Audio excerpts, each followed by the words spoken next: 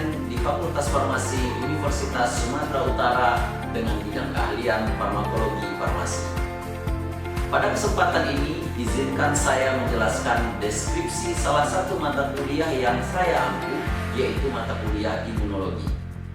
Pemaparan ini akan saya sampaikan dalam 3 bagian yang meliputi delivery atau penyampaian, interaction atau interaksi, dan assessment atau penilaian. Penyajian deskripsi mata kuliah ini dalam rangka unjuk kerja Tridharma Perguruan Tinggi dari unsur pengajaran. Baiklah, pertama saya akan menyampaikan deskripsi mata kuliah ini terlebih dahulu. Bahwasanya mata kuliah imunologi adalah salah satu mata kuliah wajib bagi mahasiswa semester 3 di program studi sarjana farmasi Fakultas Farmasi Universitas Sumatera Utara dengan bobot perkuliahan 1 SKS. Adapun capaian pembelajaran yang dibebankan oleh prodi pada mata kuliah ini atau CPMK sesuai RPS, yaitu mahasiswa mampu menjelaskan prinsip-prinsip dasar imunologi termasuk struktur dan fungsi sistem imun, perbedaan dan mekanisme yang mendasari respon imun alamiah dan dapatan, serta mekanisme yang terlibat dalam berbagai kondisi patologis. Kemudian, mahasiswa juga mampu menjelaskan terkait dengan prinsip-prinsip dasar imunoterapi, imunomodulator, vaksinasi, dan peranannya dalam pengelolaan penyakit. Selanjutnya, mahasiswa mampu menginterpretasikan hasil immunoassay. Jadi, mahasiswa akan belajar mengenai struktur dan fungsi sistem imun, perbedaan dan mekanisme yang mendasari respon imun alamiah dan dapatan, serta mekanisme yang terlibat dalam reaksi imun, dapatan, dan juga bawaan. Kemudian prinsip-prinsip dasar imunoterapi, juga imunomodulator, vaksinasi, dan kemudian bagaimana pengobatan tersebut berperan dalam pengelolaan penyakit. Selanjutnya, mahasiswa juga akan memahami terkait tentang imunoteknik, immunoassay, serta menganalisis data immunoassay. Dengan demikian, mata kuliah ini penting bagi mahasiswa sarjana farmasi, mengingat mata kuliah ini berkaitan dengan 3 dari 9 CPL yang perlu dibebankan kepada mata kuliah ini, yang meliputi mampu memecahkan masalah terkait obat berdasarkan analisis informasi dan data dengan pendekatan berbasis bukti dalam perancangan, pembuatan, penyiapan, pendistribusian, pengelolaan, dan pelayanan sediaan farmasi untuk optimalisasi keberhasilan terapi. Kemudian mampu melaksanakan riset dalam rangka penyelesaian masalah yang berkontribusi pada perbaikan dalam ilmu farmasi. Selanjutnya, mampu menganalisis dalam penerapan teori, metode, aplikasi ilmu, dan teknologi farmasi yang meliputi farmasetika dan biofarmasi, farmakognosi, farmakologi, konsep dan aplikasi biomedik, kemudian seperti anatomi manusia, mikrobiologi, fisiologi, patofisiologi, etik biomedik, dan biostatistik. Kemudian konsep farmakoterapi, pharmaceutical care, farmasi praktis, serta prinsip pharmaceutical calculation, epidemiologi, pengobatan berbasis bukti, dan farmakoekonomi.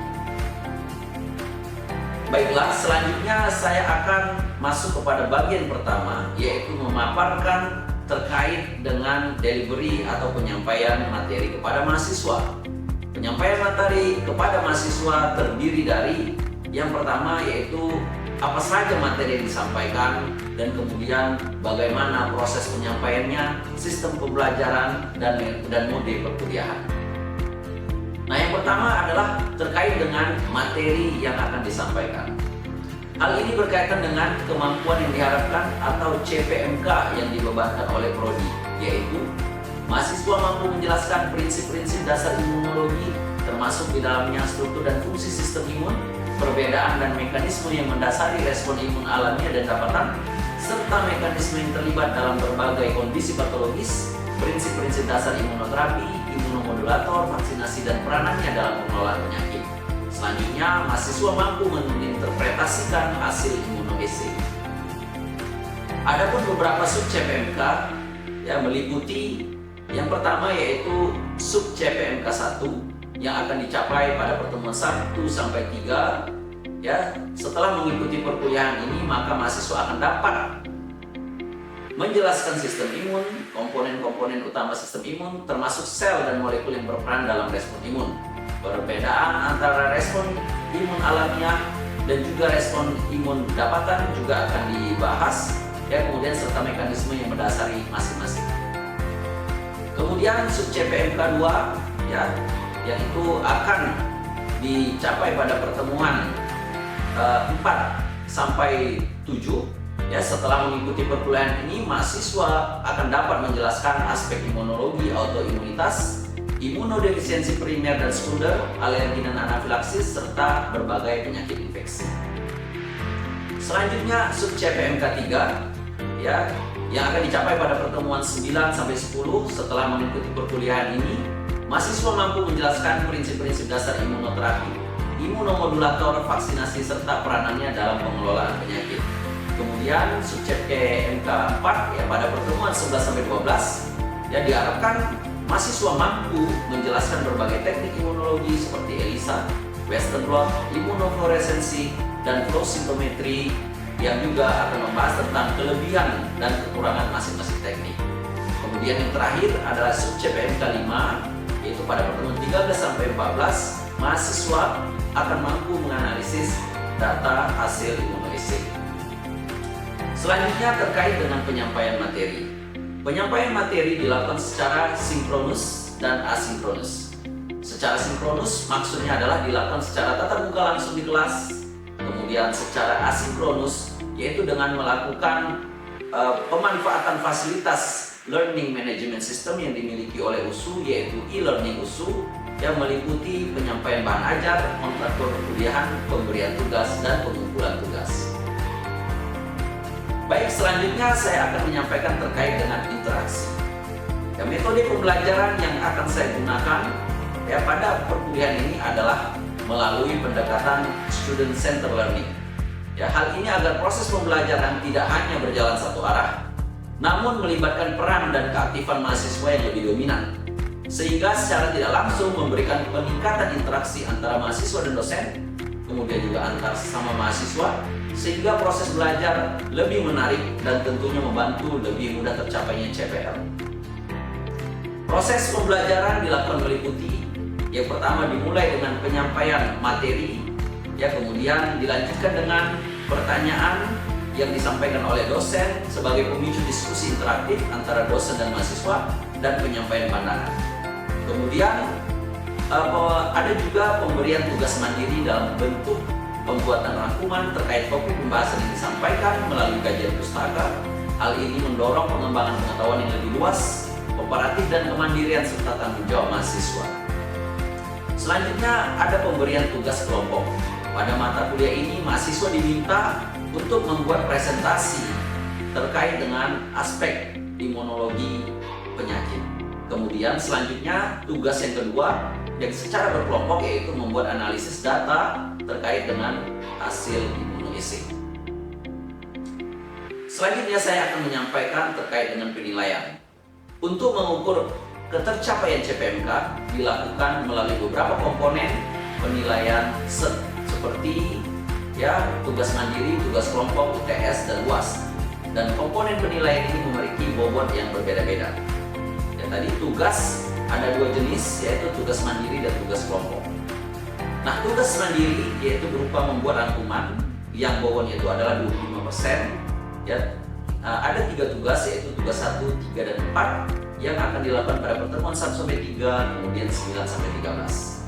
Nah, tugas ini memiliki indikator yang pertama ketepatan isi, organisasi dan struktur, kejelasan dan kelancaran bahasa, ya, kemudian keterampilan menulis, kemudian keterampilan menyimpulkan. Penilaian dilakukan secara objektif menggunakan rubrik penilaian. Kemudian selanjutnya yaitu tugas kelompok. Yang pertama itu berupa presentasi aspek imunologi penyakit dengan bobot 20%. Ya. Dan ini dilakukan pada pertemuan 4 sampai 7. Indikator terkait dengan tugas ini adalah persiapan kelompok, organisasi presentasi, ketercapaian tugas, penguasaan isi presentasi, jawaban atas pertanyaan, kemudian kualitas komunikasi. Dan juga bahwasanya penilaian dilakukan secara objektif menggunakan rubrik penilaian. Nah, Terkait tugas kelompok berupa analisis data memiliki bobot 15%, dan ini dilakukan pada pertemuan 14-15. Indikator tugas kelompok meliputi pemahaman konsep immunoassay, analisis data immunoassay, diskusi dan kesimpulan, kemudian keterampilan menulis dan presentasi, serta keterampilan menyimpulkan. Dan juga bahwasannya penilaian dilakukan secara objektif menggunakan rubrik penilaian, menjelaskan permasalahan, kemampuan dan keaktifan dalam memberikan respon, jawaban atau pertanyaan, kerjasama dalam tim, keabsahan dan referensi, kelengkapan sesuai dengan format, presentasi tingkat kemiripan atau kita sebut dengan plagiarisme, kemudian ketepatan waktu dalam menyerahkan tugas. Nah, kemudian sisa bobot 40% adalah untuk penilaian UTS dan UAS. Dan demikianlah yang dapat saya sampaikan terkait dengan penjelasan tentang mata kuliah imunologi terkait sistem, metode penyampaian, interaksi, dan penilaian. Untuk selanjutnya, marilah kita saksikan bersama-sama cuplikan proses pembelajaran yang terlaksana di dalam kelas. Terima kasih. Assalamualaikum warahmatullahi wabarakatuh. Waalaikumsalam warahmatullahi wabarakatuh. Selamat pagi dan salam sejahtera bagi kita semua. Baik adik-adik sekalian, ya kita melanjutkan kuliah kita yang terdahulu. Ya, sebelumnya kita telah membahas terkait dengan imunoterapi. Dan pada kali ini ya masih ada kaitannya dengan bagaimana kita mengobati atau melindungi diri dari berbagai penyakit, ya, yang salah satu caranya itu adalah dengan melakukan vaksinasi. Ya. Nah, terkait dengan vaksinasi ini tentunya kalian sudah pernah mendengar ya apa yang selama ini mungkin kejadian yang terbaru yaitu terkait dengan COVID-19. Maka istilah vaksinasi ini ya begitu sering kita dengar ya, dan saya yakin kalian sebenarnya sudah memiliki gambaran ya terkait dengan vaksin dan vaksinasi.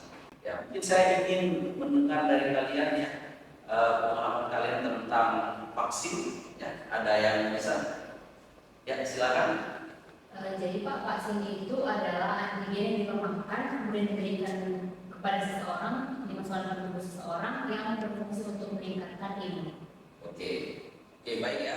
Benar sekali ya bahwasanya vaksin itu adalah antigen ya, atau vaksin itu merupakan produk biologi yang dimasukkan ke dalam tubuh kita, yang intinya itu adalah untuk memicu respon imun kita ya, sehingga kemudian tubuh kita menjadi kebal dari berbagai penyakit. Oke, jadi adik-adik sekalian ya, pada pertemuan kali ini ya diharapkan setelah perkuliahan ini ya kalian mampu untuk menjelaskan ya prinsip-prinsip dasar daripada vaksinasi ya, serta peranannya dalam pengelolaan penyakit ya. Nah, ini adalah termasuk dari capaian pembelajaran mata kuliah yaitu CPMK 3. Jadi dari 5 CPMK daripada mata kuliah imunologi ini ya, kita pada pertemuan kali ini menyasar CPMK 3. Baik ya, sekali lagi ya, tentunya tadi penjelasan dari teman kalian itu ya benar, tapi saya ingin kembali menjelaskan bahwasanya vaksin itu adalah produk biologis yang dapat digunakan dengan aman untuk menginduksi respon imun ya, yang memberikan perlindungan terhadap infeksi ya atau penyakit pada paparan berikutnya. Ya, jadi sekali lagi vaksin itu adalah produk biologi ya, produk biologi yaitu yang berasal ya misalnya dari virus ya, bisa nanti bagian dari virus ya, bisa RNA-nya atau DNA-nya. Nah, itu kan kita sebut dengan produk biologi yang kemudian dimasukkan ke dalam tubuh kita, dan kemudian timbullah respon imun dari tubuh kita, dan kemudian tubuh kita akan mengembangkan ya ingatan ya, sehingga ketika nanti terjadi infeksi berikutnya, maka kemudian tubuh kita itu sudah tahan terhadap infeksi tersebut ya. Nah, kontribusi vaksinasi dapat kita lihat dari grafik ini ya. Nah, ini adalah vaksinasi terkait dengan diphtheria ya. Kita lihat ya bahwasanya ketika vaksinasi ya, ketika vaksin itu diberikan pada tahun 1940 di Inggris ya, maka kemudian angka ya angka kematian yang disebabkan oleh difteria itu menurun, dan bisa kita lihat bersama bahwasanya pada tahun 1954 ini ya angka kematian itu sudah nol ya.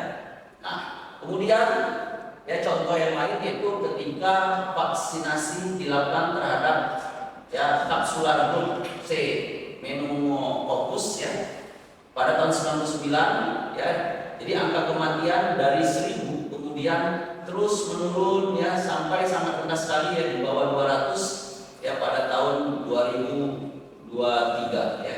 Jadi 4 tahun setelah vaksinasi dilakukan, maka angka kejadian kematian ini menurun dengan drastis sekali ya, bahkan menyentuh hampir angka 0 ya.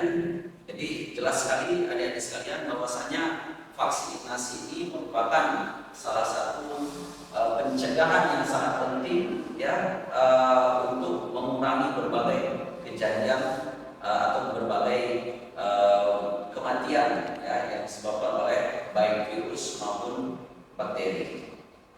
Oke.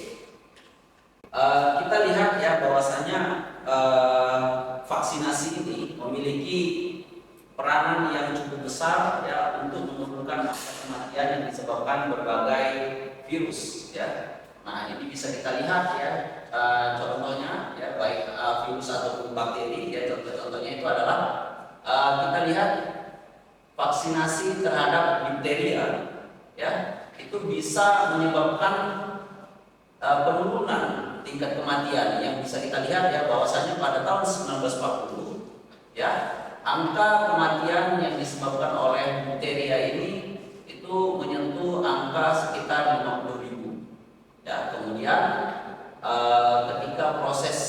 ketika vaksinasi ini diberikan, maka kemudian angkanya itu menurun ya sampai ke angka 0 pada tahun 1954. Nah tentunya ini merupakan hal yang sangat luar biasa ya, karena dapat menyebabkan penurunan sampai 0 ya yang disebabkan oleh vaksinasi.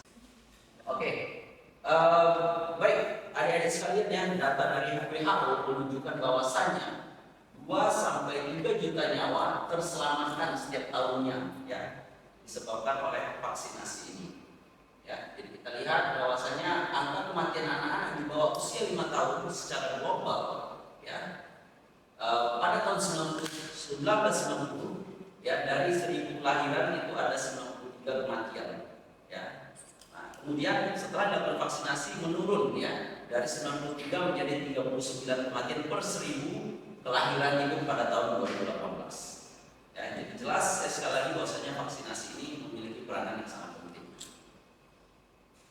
Adik-adik sekalian ya, ada banyak jenis vaksin ya. Jadi vaksin itu terbagi menjadi beberapa kategori ya yang bisa kita lihat pada slide ini ya. Jadi ada yang namanya vaksin live attenuated vaksin ya. Jadi maksudnya apa? Ya, yaitu vaksin yang berasal dari virus ya yang sudah dilemahkan. Ya. Nah, kemudian ada lagi yang inactivated ya. Nah, yang inactivated ini adalah berasal dari virus yang sudah mati ya. Ya, jadi yang tadi ini adalah dilemahkan, yang ini adalah dia itu memang ya. Kemudian ada lagi vaksin yang sifatnya itu adalah vaksin itu ya nanti ada virus yang materi genetik virus itu dimasukkan ke dalam viral vector ya atau vektor virus ya, yang kemudian nanti vektor itu ya viral vector itu akan mereplikasi diri ya. Nah yang satu lagi ini adalah dia tidak bereplikasi ya. Nah kemudian ada DNA vaksin ya. DNA vaksin berarti maksudnya itu adalah DNA dari virus ya nanti dimasukkan ke dalam tubuh manusia ya, sehingga menimbulkan respon imun.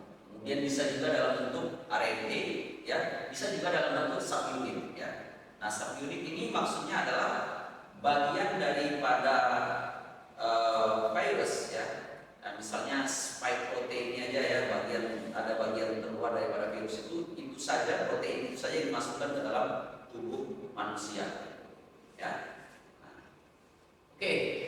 Selanjutnya adik-adik ya, setelah kita lihat ya bagaimana tipe daripada vaksin, maka selanjutnya adalah bagaimana kemudian ya vaksin ini dapat menimbulkan kekebalan ya. Nah, ini kita bisa lihat ya di gambar ini. Ya, ini adalah jenis live attenuated vaksin ya, yaitu vaksin yang sudah dilemahkan. Nah, kita bisa lihat ya, ini adalah contohnya virus COVID ya. Nah, virus COVID ini kemudian ya dilemahkan ya, dilemahkan. Kemudian virus yang sudah dilemahkan ini kemudian dimasukkan ke dalam tubuh kita. Nah, nanti ketika masuk ke dalam tubuh kita, maka kemudian nanti antigen presenting cell, contohnya sel dendritik ya, kemudian akan mendeteksi virus tersebut ya, kemudian maka timbullah respon kekebalan tubuh kita yang dimediasi oleh sel T ya, kemudian juga sel B ya. Nanti seperti sel B, maka nanti kemudian sel B ini juga bisa menghasilkan antibodi, yang mana kemudian antibodi ini bisa menetralkan daripada virus tersebut ya. Nah, begitu juga sel T ya, nanti akan mengembangkan kemampuan yang kita sebut dengan kemampuan dia mengingat ya, sehingga suatu saat ketika virus ini masuk lagi, maka sel-sel imun kita ini ya, sel T dan sel B ya, dia sudah mampu mengingat dan dia sudah siap dengan senjatanya untuk membunuh virus yang akan masuk kemudian. Oke. Kemudian selanjutnya adalah jenis live inactivated vaksin ya.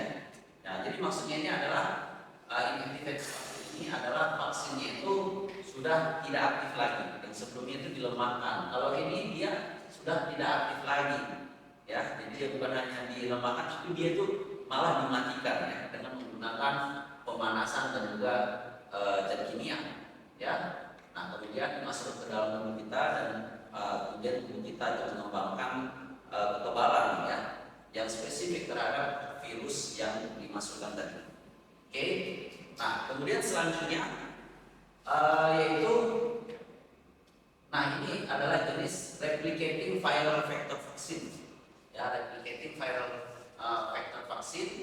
Nah, jenis vaksin ini dia akan menggunakan ya, dia menggunakan virus ya, menggunakan virus yang merupakan itu menjadi vektor ya, atau pembawa daripada material genetik yang ada di virus yang kita itu mau meningkatkan kekebalan terhadapnya. Yang jadi ada dua jenis virus ya. Nah, virus ini menjadi pembawa daripada material genetik yang ini, virus ini ya. Nah, tapi virus ini dia sudah diketahui bahwasanya dia memiliki tingkat patogenisitas ya, dia menyebabkan itu penyakit itu sangat rendah sekali ya. Maka kemudian kita bisa lihat ya, di sini adalah vektor ya, kemudian ini sudah kita sisipkan. Di sini adalah material genetik daripada virus SARS-CoV-2 ya. Kemudian karena namanya ini sesuai dengan namanya, dia bisa bereplikasi ya, kemudian dimasukkan dalam tubuh kita, kemudian di dalam tubuh kita itu dia bereplikasi, dan kemudian akhirnya tubuh kita mengembangkan kekebalan terhadap virus ini. Oke.